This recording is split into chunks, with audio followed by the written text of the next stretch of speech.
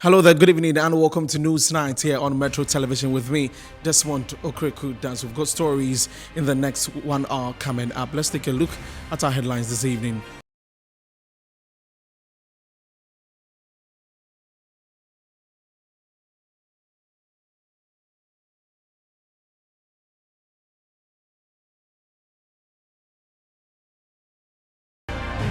Now coming up, three Ghanaian banks, EcoBank Ghana Limited, Guaranty Trust Bank Limited, and United Bank for Africa Ghana Limited downgraded by international rating agency Fitch. Will bring you details on that story in this bulletin.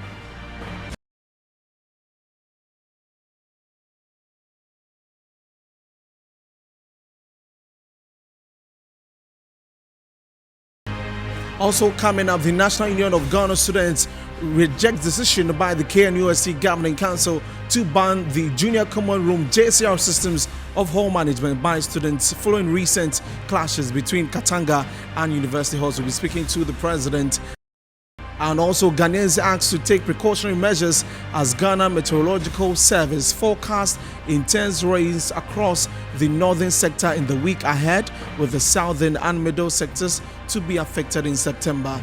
And on the international front, Angola's 38-year ruler Jose Eduardo dos Santos, despite a family row over where he should be buried. These and many more stories coming up this evening.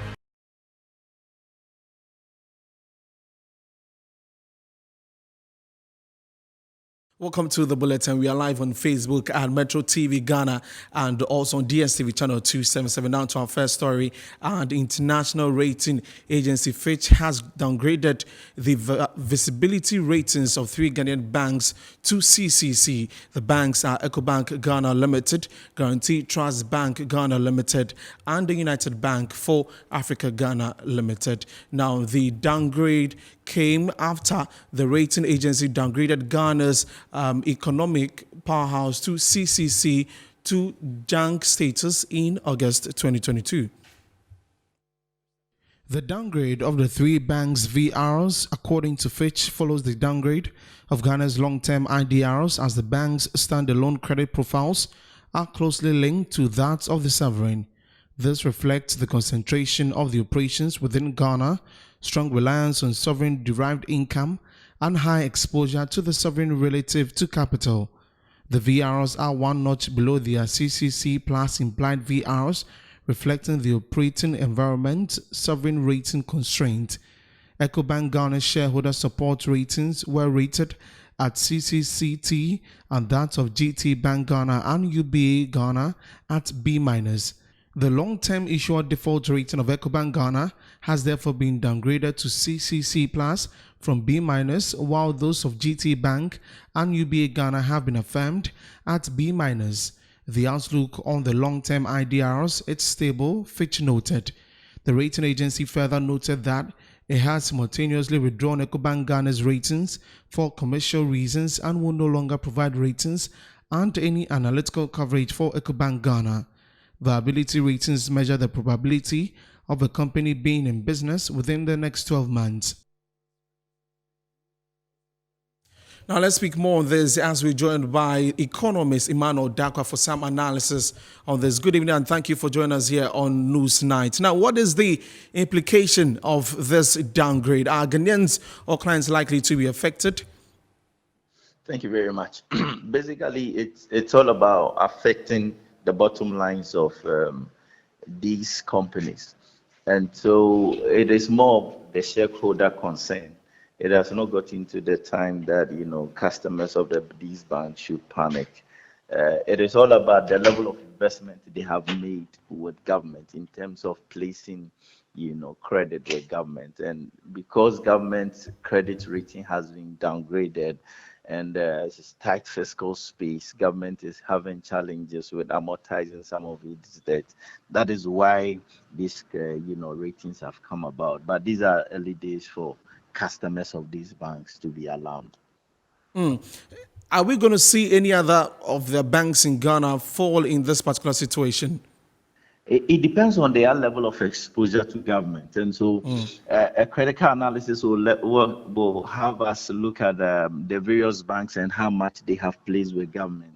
So Okay. currently, government is having some challenges, as you and I know. So it depends on the level of exposure with government bonds, and that is what we'll be able to classify or be able to give the same analogy with these three banks.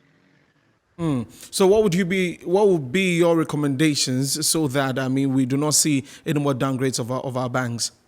It has to start from government. Government should be able to solve the problem of, looking at how best we can raise more revenue, cut down expenditure, reduce the level of debt, so that once these level of debt are reduced, these banks will also be able to get their monies, and then we will not see further downgrade of these banks. It's all about how they have also exposed themselves to the government bonds and that. But I must also advise that going forward, we should be able to have some policies so that these banks don't meddle a lot in some of these government bonds, because once they are giving available funds to government, it means that funds that could have been available to the private sector will not be available. So maybe going forward, the discussion will be the volumes that they can lend to government at a particular point in time, so that some of these downgrades will be avoided going into the future. But I must reiterate that it has to start from government to get it right, solve the macroeconomic challenges, so that these banks will also be able to get the monies that they have reinvested in government bonds at the right time. Okay, thank you very much, Mr. Darko, for Thank speaking to us. And he's an economist helping us with the understanding of the Fitch ratings. Now, moving on to some other stories. And former President John Dramani Mahama has described as worrying political verdicts by the judiciary, which appears to often go in favor of the sitting government. According to him, this is a serious threat to the peace and security of the country and ought to be addressed. He was speaking at the second annual lawyer conference for NDC lawyers here in Accra. An annual lawyer conference by the National Democratic Congress is organized to build the capacities of lawyers affiliated to the party. Speaking at the conference, NDC party chairman mentioned that the party is working at what he calls one constituency, one lawyer, so as to settle cases for the party. To urge that this one lawyer, one constituency thing is implemented with dispatch, because there is a need for us to deploy the lawyers to the various constituencies.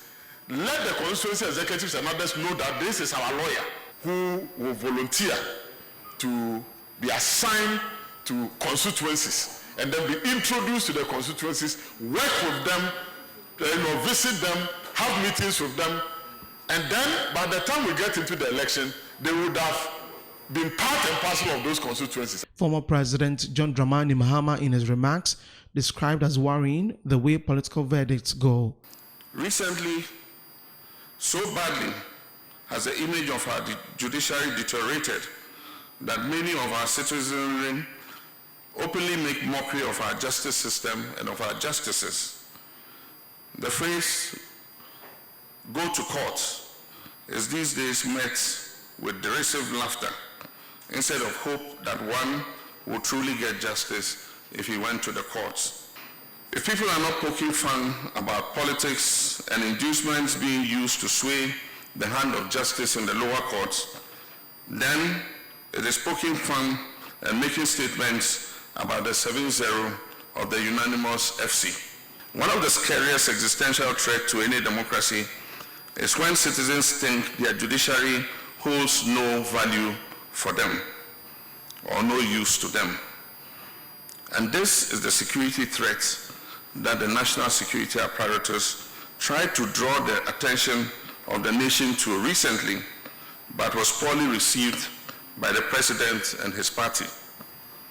It is scary because it threatens the peace and stability of our democracy, and we must quickly correct this fast-spreading notion. If care is not taken, we'll get to a stage where people will have no qualms about taking the law into their own hands, because they do not have the confidence that they can get any justice from the system. He called on the judiciary to do all it can to restore public confidence in the judiciary. There is therefore the urgent need for the Ghanaian judiciary to work to win the trust and confidence of the citizenry and erase the widely held perception of hostility and political bias in legal proceedings at the highest courts of the land. Unfortunately, we have no hope that the current leadership of our judiciary can lead such a process of change. We can only hope that a new Chief Justice will lead a process to repair the broken image that our judiciary has acquired over the last few years. He also encouraged party lawyers to build a formidable united front that will be a force to reckon with. Meanwhile, former President John Dramani Mahama has described as a danger to Ghana's democracy the Electoral Commission's apparent decision to use the Ghana card as the only document for continuous voter registration. According to him, such decision would disenfranchise millions of qualified electorates. Let me state and let all Ghanaians know that the NDC position against the EC's plan to limit the source document for continuous voter registration to the Ghana card is not only an NDC problem, it is a danger to the whole country that we can and must resist. It is obvious that the Commission has not thought through very carefully the impact of the decision should it come into being. This is because should the CI pass on this pass, it will impact the Commission's own constitutional mandate, which is to ensure that every citizen of this country qualified to register and to vote is afforded the opportunity to do so at the expense of the state. As we speak, the National Identification Authority, which is responsible for the issuance of the Ghana card, says it cannot guarantee a time frame within which it will be able to provide all Ghanaians who deserve it with a national identity card. Our members of parliament will not support any review contained in a CI that is laid before the House that disenfranchises our people. We repeat our advice to the EC to abandon this idea altogether. Our current legislation is enough to allow the EC carry out its continuous registration exercise without the introduction of a new constitutional instrument. Meanwhile, the General Secretary of the NDC, Johnson Asiedu Nketia, has said that the Ahunta project being done by a member of the party is actually not right because Dr. Kwabena Duffuor did not go through the right channels to undergo this project. Their design was after handing over, then they will put together a project management to handle it. We disagreed strongly that our party's face cannot be used for any such thing. So we thought we had agreed. We went to do the launching and thought that after the launching, the next stage was for us to bring together our regional party executives so that we would then hand over to the regional party, and the regional party will also deal with the constituencies so that the project will be implemented in the mainstream party. The information we are picking now is that we have been written to that there's going to be an NGO which is going to manage the Ahunta project. And we strongly object to that thing. And we feel that we have been misled into launching, receiving the donation and thought that, and assured our party that it is the party that is going to handle it. So we just picked the information. The supposed distribution is going to happen tomorrow. I have not had the opportunity of meeting the Functional Executive Committee, but I just want to put it out as a holding comment.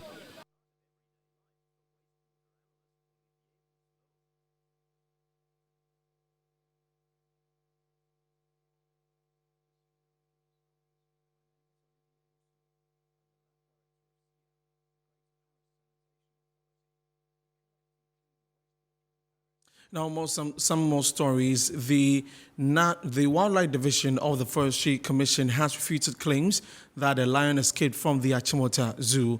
Earlier this afternoon, there were reports of an escape by a lion from the zoo, for which residents of Gempa and the Achimota School in Accra were asked to be on the lookout. Another report also indicated that an intruder rather jumped the fence and entered the den to steal the calves. The male lion attacked and mauled him, and he has been confirmed dead, according to the report. The Wildlife Division remains tight-lipped on the attack, except the fact that the lions and calves are all intact in the holds, and they issued a statement to clarify that. And we'll keep you posted on any development on this story.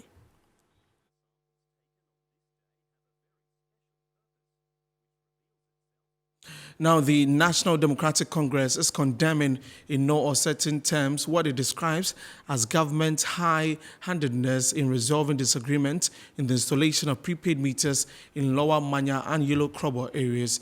According to a statement issued by the party on 28 August 2022, government must withdraw all military personnel deployed to the Lower Manya and Yellow Krobo areas in order to ease what they describe as unnecessary tension and make way for citizens to go about their normal duties. Part of the statement reads, the party's leadership is appalled at how a simple process of installing prepaid meters for residents in these communities have been badly managed by the Akufo-Addo government. The Ministry of Energy and Management of the Electricity Company of Ghana, we hold the view that the military-backed forced installation of prepaid meters in the area without proper community engagement and sensitization was completely unnecessary. The NDC condemns in no uncertain terms government's high-handed approach to resolving these issues and the brutalities meted out to innocent citizens in the area by the military. We call on government to, as a matter of urgency, withdraw all military personnel who have been deployed to the Krobo area in order to ease the unnecessary tension and give way for citizens to go about their normal lives freely.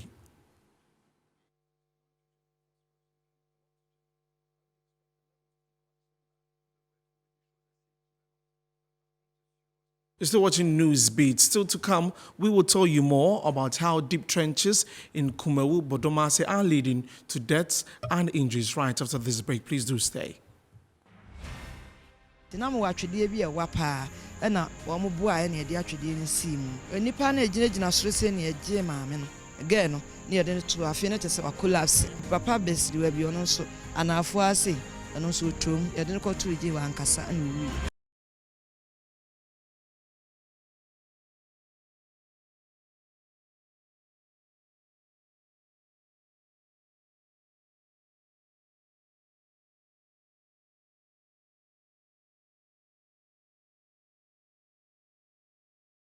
Welcome back from the break. Now to Kumewu Bodomase, where residents are calling on government and local authorities to expedite action and construct the town roads and drainage systems. This comes after deep trenches in the town caused the death of some residents while leaving others with various degrees of injuries. There's more in this report by Shadrach Odamiajari. In 2021, the news team visited Kumewu Bodomase to report on some community development gaps. It was then that the issue of deep trenches in the town, which has eventually turned death traps, came to light.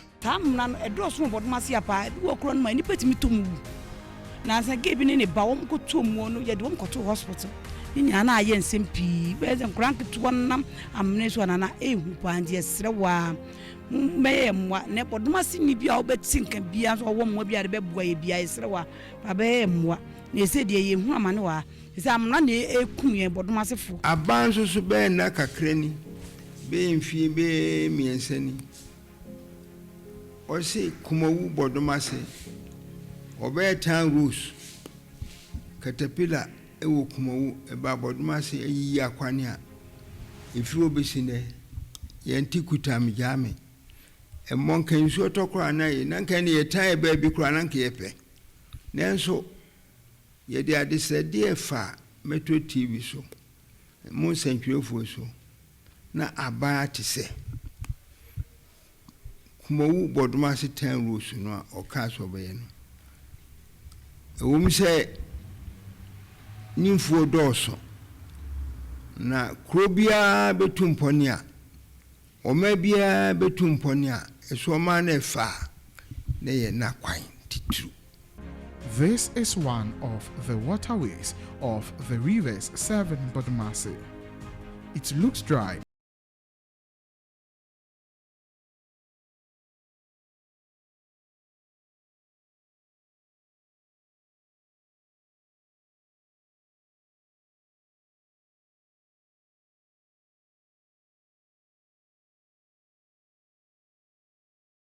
Or deep trenches in Kumewu Bodumase are swallowing residents. There's been a lot of casualties recorded. People in this community would have to be going through this dark place on this death trap. Now let's see how it's looking with the light. So this is the light from my camera. That is what is brightening up this place. Imagine if, like I started, there was no light and someone decided to use this route. It's very narrow. What happens when someone trips and then fall? When you fall, you are falling so deep in this trench. This is a stone dropped in it will tell you how deep this trench is. Let me get to one resident here. She will tell us how much of a worry this is to persons living in this community. Oh, I'm ready about 15 years. Baby, I'm now we were. Aye, at the hasa in Sonota, and easy cry. Enti me fancy best 5 years or 6 years. And you call this you. And you call Sren say a panicho. Omra mehemaye. Ye brony so man na near boy one and you call this you come. And you call ye into your corner catch say young cover many pabery. And you be or many pabai. Still near San Quail catch us young co Nanabafo. Na young cobona namani. Until to an amoko now. Your coin and anaka say, yeah, has seen a common fund now, Wahana. Enti me and yet I didn't mind tea, and sound could this you. Na yan san cobona money. Until a sour coin, this you cobona money.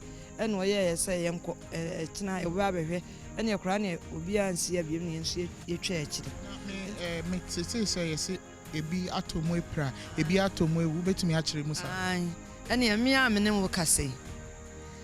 Na ya nwumre bi say ya na me dware awia me pese me kodanti na me gina high PC ti de hu yan se me hu se enipa bi ba na light no ato eda hanti ti me hu se oba na afi kwansi me hu se nipa na asia e wa na enipa wo be yi wo wan na dimika na me gina bridge no so afi me tu mani na nipa no ne ba na esu e wa menanu na me di boy na ne ba se na chi ana me to bram si me mamro bi atom nanmu ana veterinary bi doctor veterinary doctor ene ne we fia na me doctor so de o no dimirika nto oba na wo mo wo bro no so dimirika bai ti na mo watwede bi e wa pa ana wo mo bo a ne de atwede ni sim enipa na ejina soro se ne eje maame no again no ne de to afi ne tese wa collapse ayemre obi fufo nso wuye Pacha no papa besri we bi ono so anafo ase ono so trom ye de ko to je wa ankasa na owie. Government, after our first report, was able to put up this drainage, but then to this point what we hear is what they are telling the residents is they are done. This is where the money that they were given was able to get to. So then until they are given another funding, they cannot continue with this. And so possibly till we wait for the contractors to come in and then fix this issue, which has gradually turned into a death trap, we will certainly be recording more casualties, if not constant death of residents living in Bodumase, because people would have to be going through this narrow bridge which has no rails around to support them, and they would also have to do it at the expense of their own lives. Reporting for Metro News, Shadrach Odami Ejari, Kumewu Bodmasi, Ashanti Region.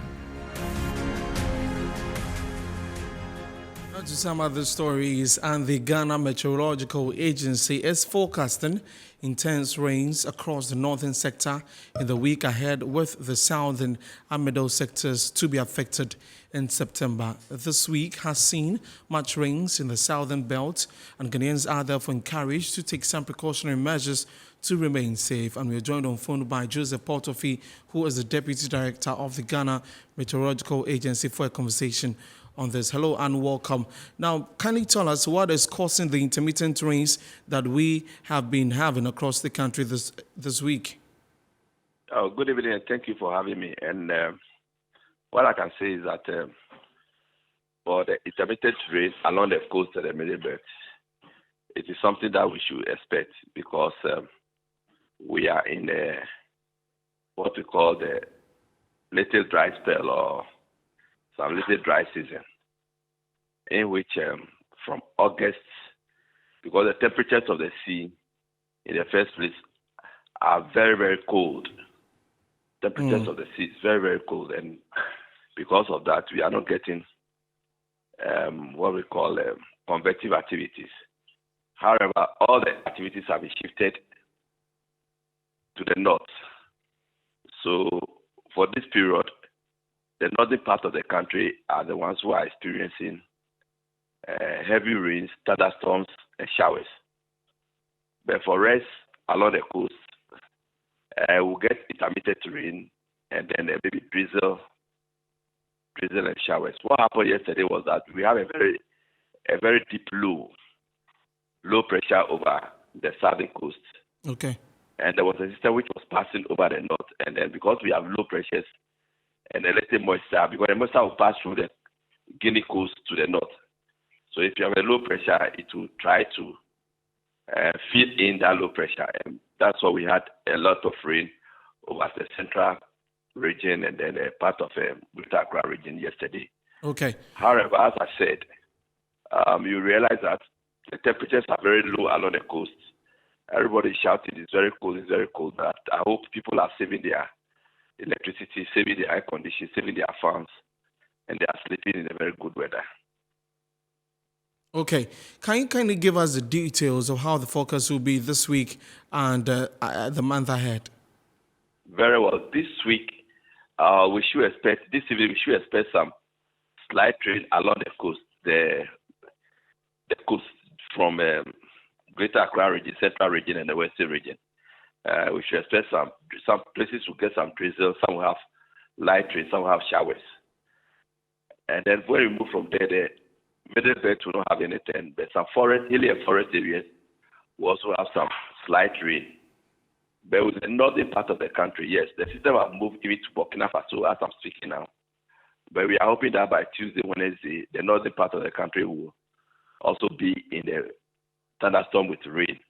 Okay. For the coastal areas, yes, we should expect just light rain, early morning fog. When you wake up in the morning, like 3, 4, 5, driving, you experience the fog, especially at the hilly areas, forested areas, and then the valleys. And I think people who live along the coast, visibility will be very bad. We'll see it as some showers. Either it is rainy, but it's already just drizzling, small, along the coast for the week. Midweek and for the weekend, we are also expecting a little of some slight rain over the coast, and then a middle bit in the forested areas. Yes, they should expect some rains, especially places like Techima, Kitikrachi, between Techima and Kitikrachi, Sunyani areas. And then for the north, they should expect heavy rainfalls, and this is their season. And this will pertain for some time until we get to somewhere September, first week in September, and then mid-September. Then the northern sector will start getting their rain. That's what we call a minor season. So it is not something that is unexpected. Okay. This is the typical season that we are having this year in Ghana. Okay. Well, what will be your advice then before you go to Ghanaians as we expect the rains in the coming weeks? Yes, very well. As I said, those of us who wake up early to drive, especially from 3:30 to 6:30, we should be very cautious because visibility will be very, very bad. And then if it is bad, we will have foggy and then misty conditions, especially on mountainous areas driving from Isawam towards Kumasi. Okay. Will be very dangerous for motorists. So we advise that at least they should be cautious, they should reduce their speed. If they are fog light, they should use their fog light. And then when you reduce your speed, at least when there's something ahead of you, you'll be able to see it before you bump into it. For our old ladies and our old daddies and grandpas, we should do well to at least cover them. Air conditioning should be off. Fan also should be off because temperatures are very low over the coastal and the middle belt. Okay. And I believe when we do these things, yes, we will enjoy our lives.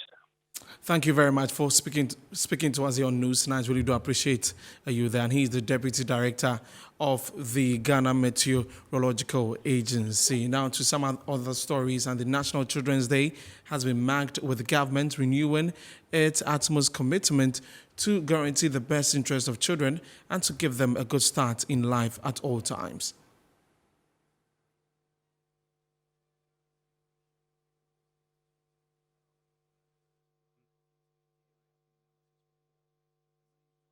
To ensure the general welfare and development of children in the country. This year's day is marked on the theme, the role of the community in eliminating harmful practices. In 2021, over 400 children under the care of the Department of Social Welfare were reunited with their families. Within the same period, 245 children were offered to foster parents by the department. On occasion to observe the day, Minister-designate for the Ministry of Gender, Children and Social Protection, Lariba Abudu, gave an assurance that the government would continue to put measures in place to protect and promote children's rights, including shielding them from harmful cultural practices. Wish all children in Ghana a happy National Children's Day and assure them that the country will continue to put in place measures that will protect and promote their rights and shield them from harmful cultural practices.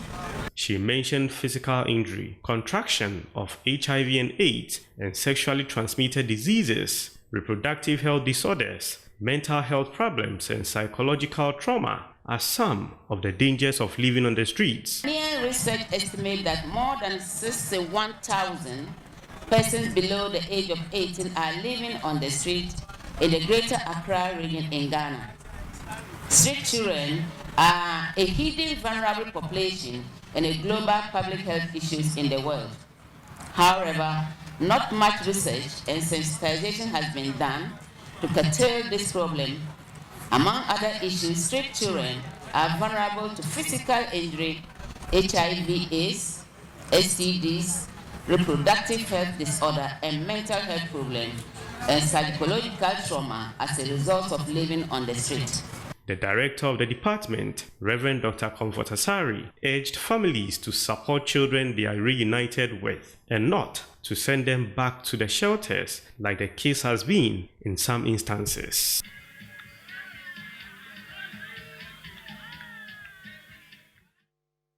Now, the president of the National Union of Ghana Students, Dennis Appiah-Labiampofo, has rejected the decision by the Governing Council of the Kwame Nkrumah University of Science and Technology to abolish the Junior Common Room, also known as the JCR system, from hall management by students beginning the next academic year.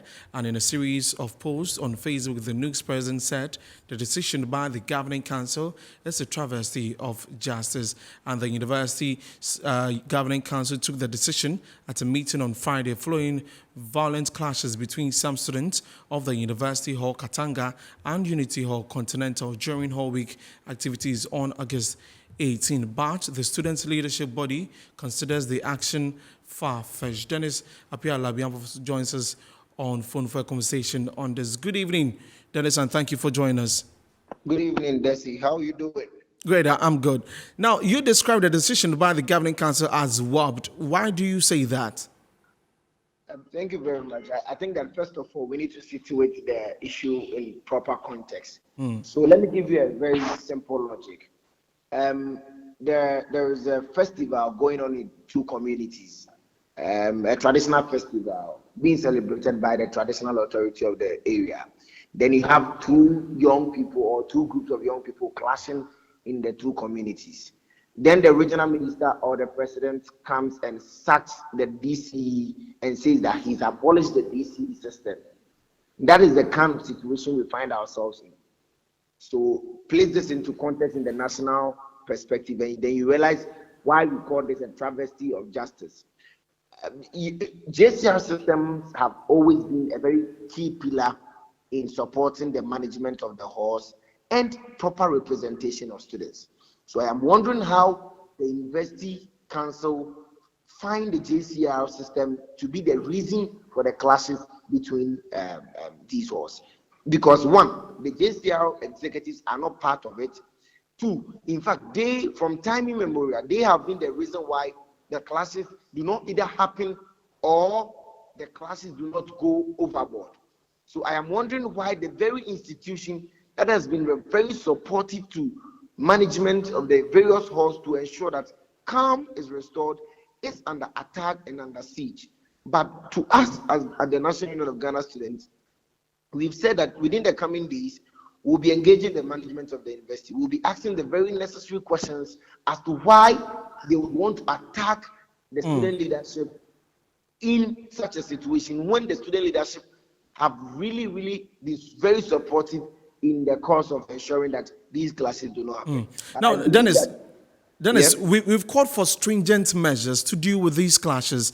Is this not, what we really need to end all of these? So first of all, if you say stringent measures to end these clashes, then the stringent measures should be to the causes of these clashes.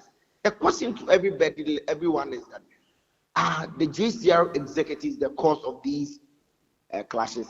Can anybody tie any of these clashes to the JCR executives? Maybe apart from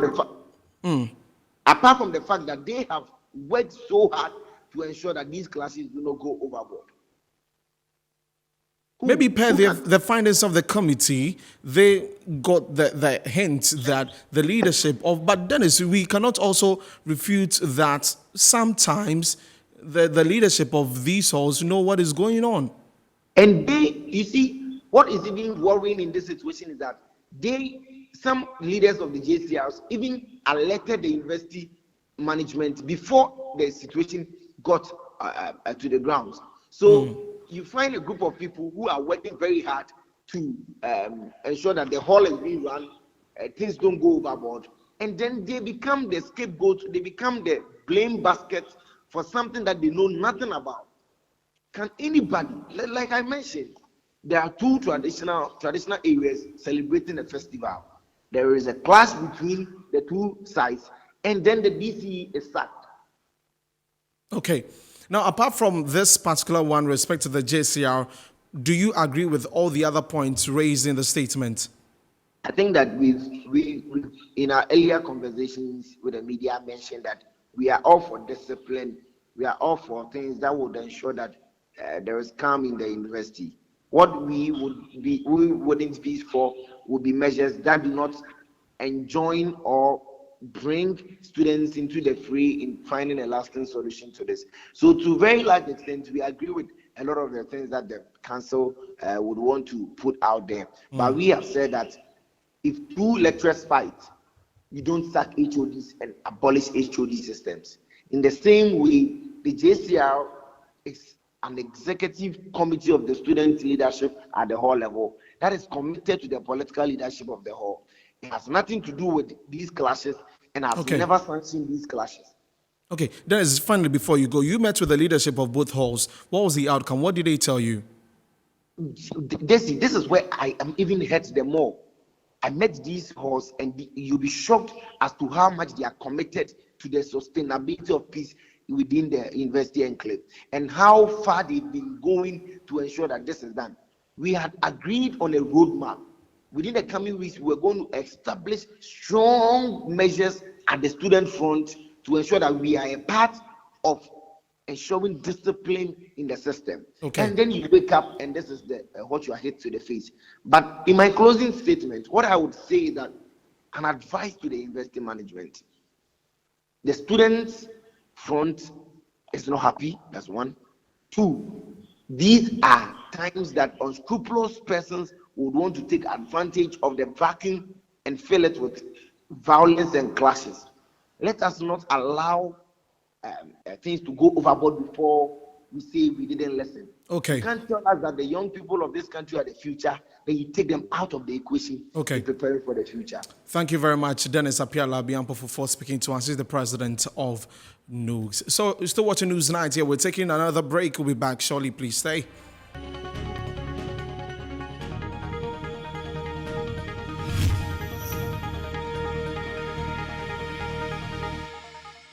Now in business, the Bank of Ghana is expected to receive the first tranche of the $1.3 billion Cocoa Board Cocoa syndicated loan by October 2022.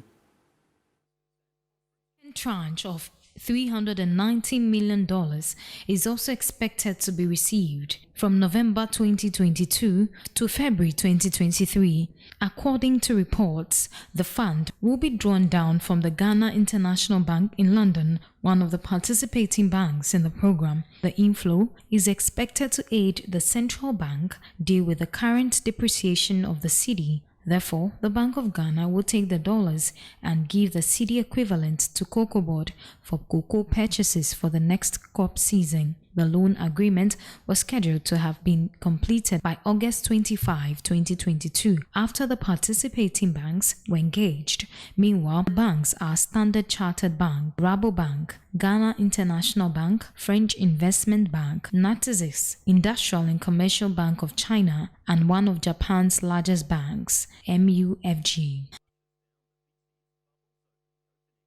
Now, the Minister of Environment, Science, Technology and Innovation, Dr. Kwekwe Friye, has called for food nationalism by Ghanaians in order to achieve food security for the nation and contribute to reviving Ghana's ailing economy. The minister made the call during a stakeholder engagement with the Caterers Association in Accra.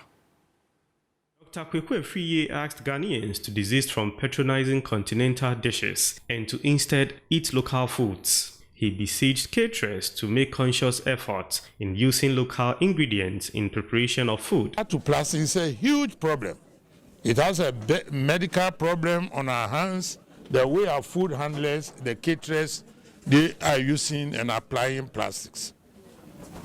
So I have gone through the value chain in the industry. Those who are recycling, the intermediaries, those who are picking, and those who even import, and then the big companies who use the plastic for packaging. The Minister of Environment, Science, Technology and Innovation also asked Ghanaians to purchase food items at fair prices to empower growers and businesses to do more. We have to meet the food vendors too, because they use plastics.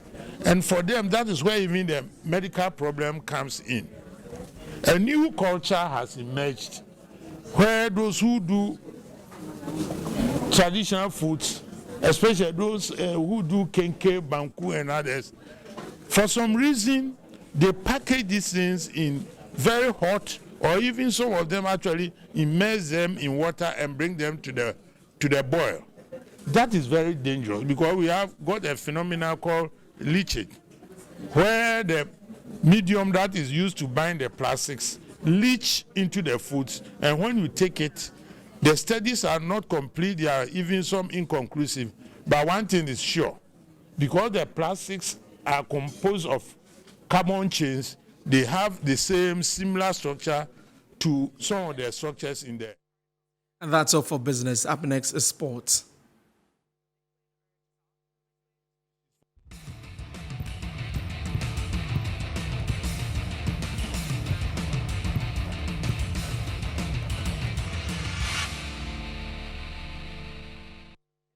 Now, good news for Ghana as the Black Galaxy secured a first leg advantage over Nigeria in the first round of qualifiers for the 2023 CHAN tournament on Sunday. That was earlier today with goals from Daniel Efriye-Bane and Seydou Suraj, ensuring an Awoko side and a 2-0 victory at the Cape Coast Stadium. All on Bane's shoulders now. He delivers nicely. Pure class. Amazing spot kick from Efriye-Bane. The composure and the confidence. That's all for sport. Up next, entertainment news.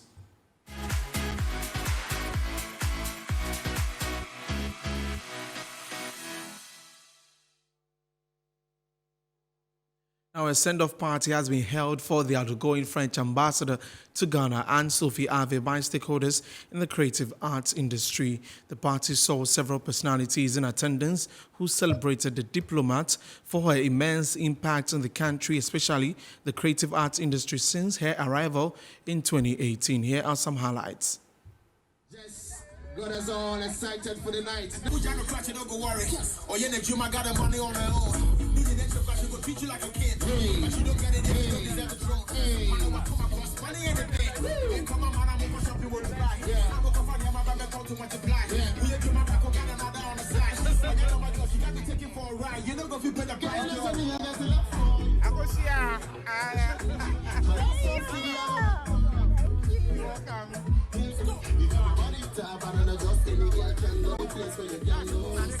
Who captures the cameraman? And thank you to Anne-Sophie Ave for the impact on the creative arts industry. That's it for entertainment. Now let's take a look at the stories making the headlines on the international front.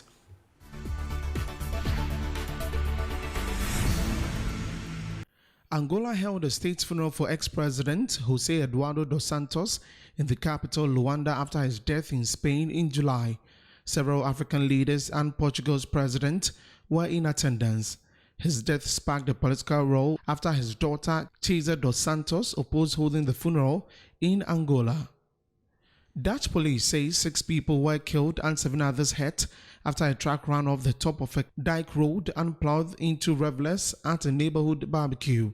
The accident happened around 4 p.m. on Saturday when the Spanish-registered lorry left the road in the village of New Bergeland. The victims were 3 women aged 28, 32 and 75 and 3 men aged 41, 50 and 62, all from the local area. According to UK's Ministry of Defense, Russia's plan to expand its armed forces is unlikely to have an impact on the Ukraine war. Vladimir Putin recently signed a decree to increase the Russian armed forces military personnel to more than 1.15 million, a potential increase of 137,000. But the Ministry of Defense said the boost was unlikely to increase Russia's combat power, partly because of ongoing losses. And that's how we end the news this evening. Many thanks for joining me. I am Desmond Okrekudanso. We came to you live from our studios here at Northridge in Accra. Have a great evening. Bye-bye.